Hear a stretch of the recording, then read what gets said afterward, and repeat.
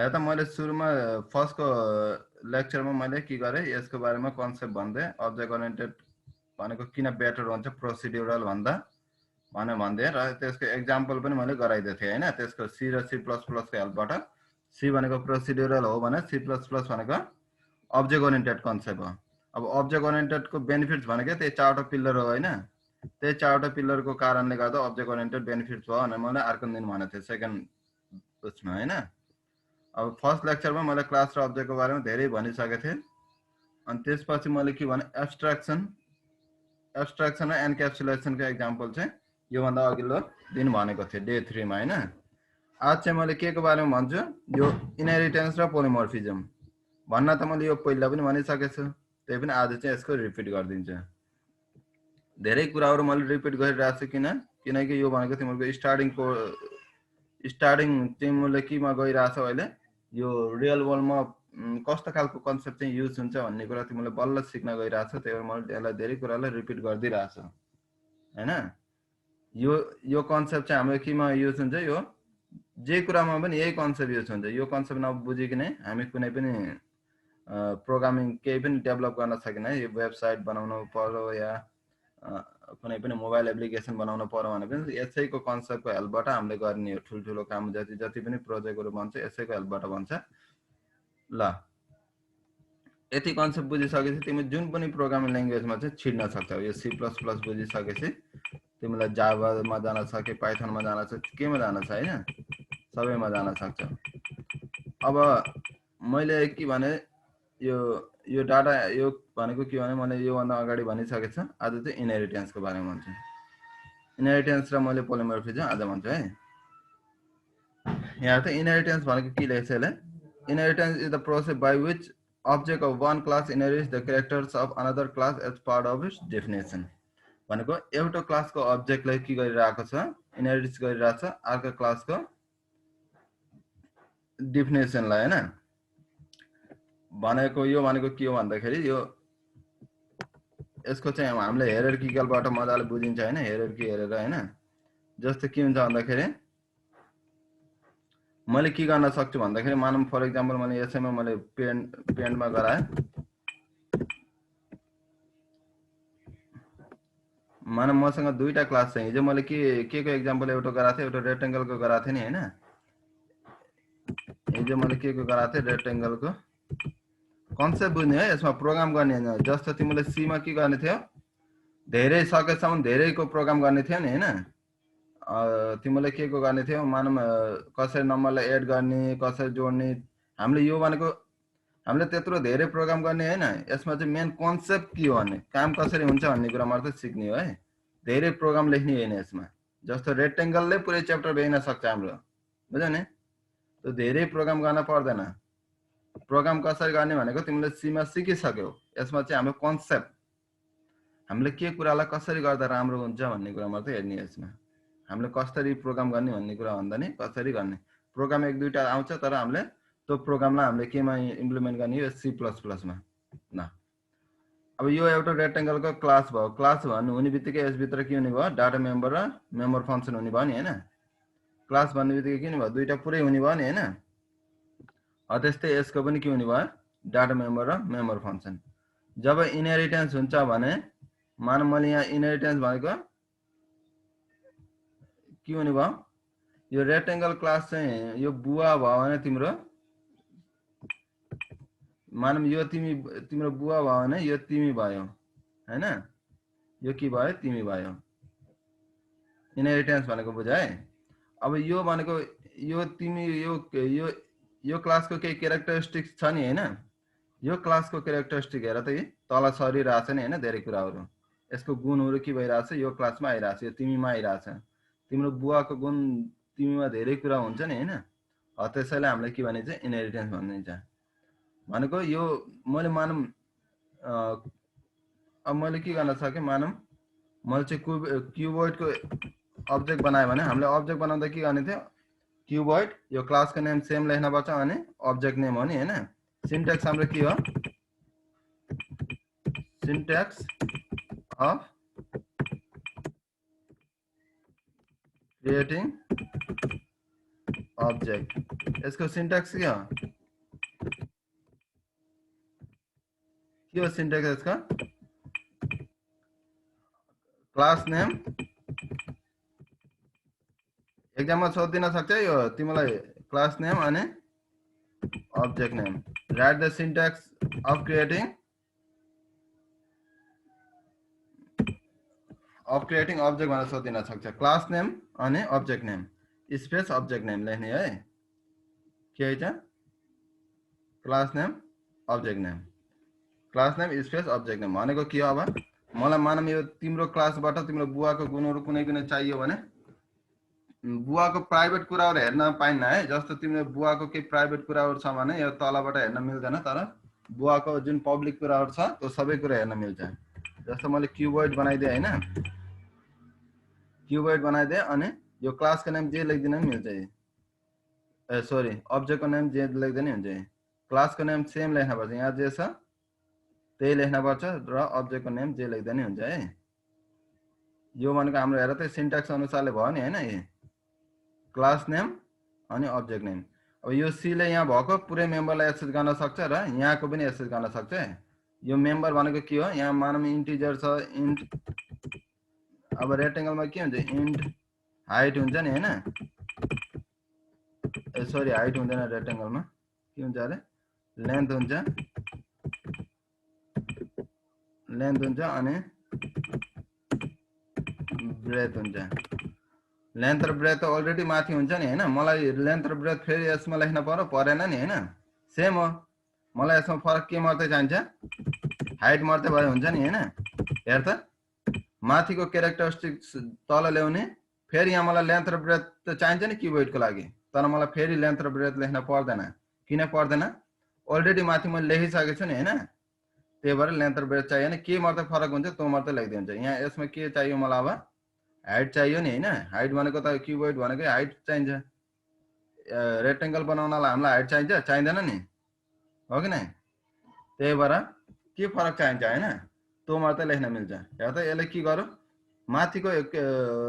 कुरालाई एक्सेस गर्दैन हैन यो क्लासले अब मलाई मानम यसमा चाहिँ मैले मानम c dot length equals to 10 यो पनि दिन मिल्छ है डाइरेक्टली हेर त अगर यो पब्लिक छ भने यो दुईटा चाहिँ पब्लिक छ भने मैले डाइरेक्टली यसरी दिन मिल्छ हेर त अरुको प्रोपर्टी एक्सेस गरिरहेछ नि हैन हाइट यसको प्रोपर्टी हो नि हैन यो कीबोर्डको त के हो कीबोर्डको प्रोपर्टीज त हाइट मात्रै थियो तर हेर त बुवाको पनि एक्सेस गर्दै हो कि नै बुवाको एक्सेस गर नि यही भन्न खोजेछ है यहाँ हेर त के भनिरहेछ इनहेरिटेन्स भनेको यसको डेफिनेसन हेर inheritance is the process by which object of one class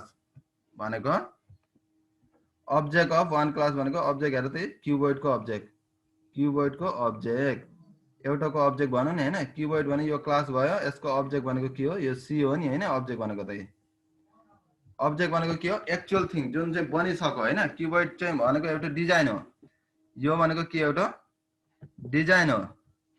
यो जति बनाएको यो एउटा डिजाइन हो भने यो सी भनेको के हो एक्चुअल थिङ जस्तो तिम्रो कारको त सुरुमा डिजाइन भन्छ नि हैन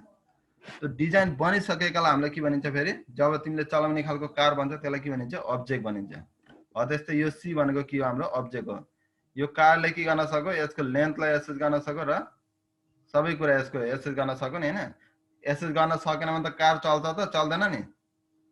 जस्तो कारले अब कतिवटा टायर छन् र कारले के खालको काम गर्छ भन्ने कुरा त एक्सेस गर्न सक्यो नि हैन अब्जेक्ट बनिसकेपछि एक्सेस गर्न सक्यो भने मलाई त चल्ने हो त्यस्तो कुरा अब जस्तो अब कारकै कुरा हेर्ने भने पुरानो कार र अहिले नयाँ कारमा कति के फरक छ पुरानो कार र अहिलेको कारमा के फरक छ पहिलाको कार पनि चारवटै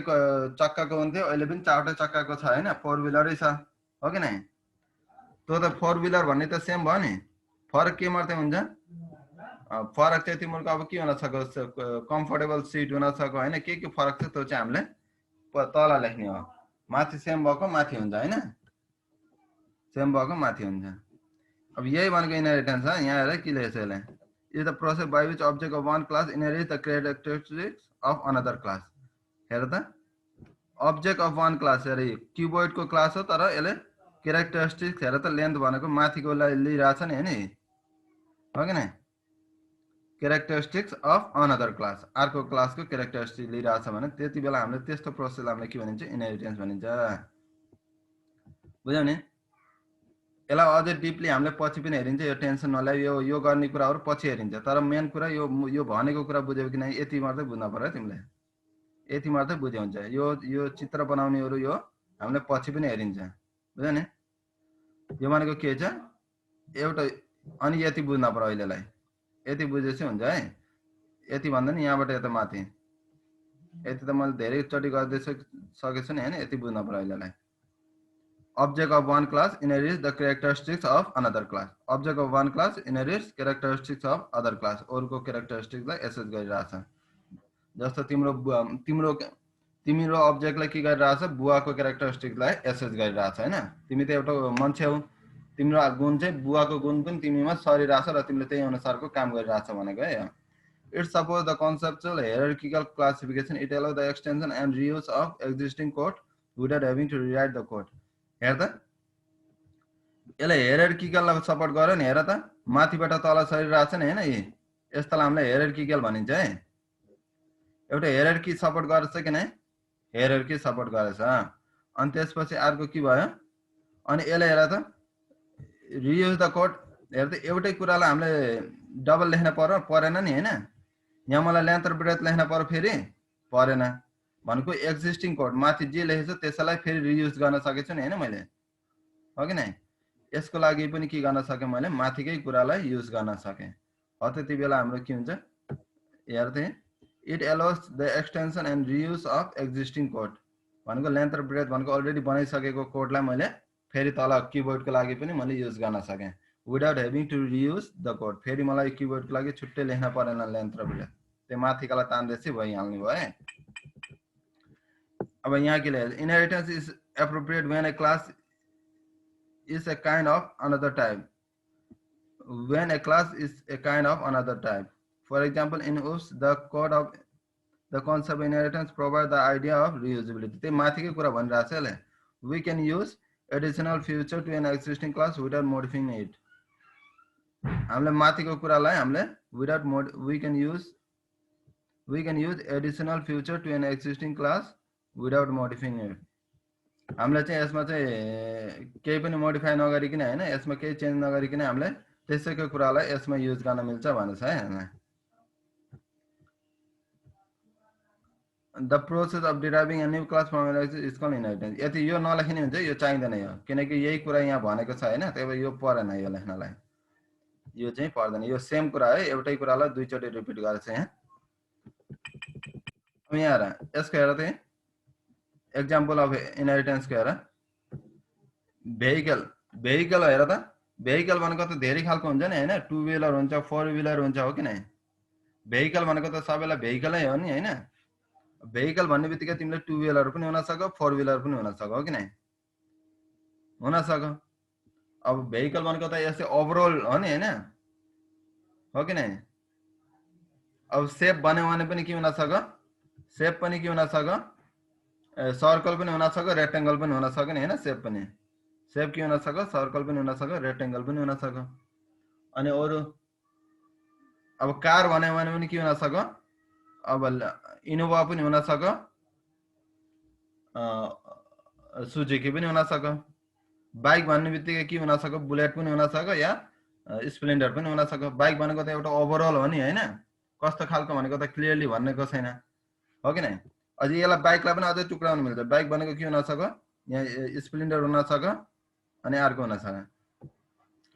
इनहेरिटेन्स भनेको एक पछि अर्को जुन बनेको हुन्छ नि हैन त्यसलाई इनहेरिटेन्स भनिन्छ अब भेहिकल भन्ने बित्तिकै हेर त टु व्हीलर हुने भयो फोर व्हीलर हुने भयो हैन अनि बाइसाइकल टु व्हीलरमा पनि हाम्रो बाइसाइकल हुन सक्छ बाइक हुन सक्छ अरु केही हुन सक्छ अरु केही हुन सक्छ भने फेरि यहाँ लाग्दैन यहाँ हैन के हुन साइकल सर साइकल र बाइसाइकल एउटै हो अब बाइसाइकलमा पनि त अब धेरै खालको बाइसाइकल हुन्छ नि हैन एउटा चाहिँ अब त तिम्रो राम्रो खालको बाइसाइकल हुन्छ भने हो त यता राख्दियौ हैन अनि त्यसपछि अर्को चाहिँ फेरि यता ल्याइदिनु हो त्यसरी बाइक पनि अब कोही चाहिँ अब मैले अघि नै भने जस्तै अब दुईटा खालको बाइक हुन सक्छ नि हैन अब लाइट हेर त फोर व्हीलरमा हाम्रो चारवटा चक्कीमा के हुन सक्छ एउटा लाइट पनि हुन सक्यो, एउटा हेभी हुन सक्यो। जस्तो हेभीमा के हुन सक्यो, ट्रकहरू यिनीहरू हेभीमा आउँछ नि हैन।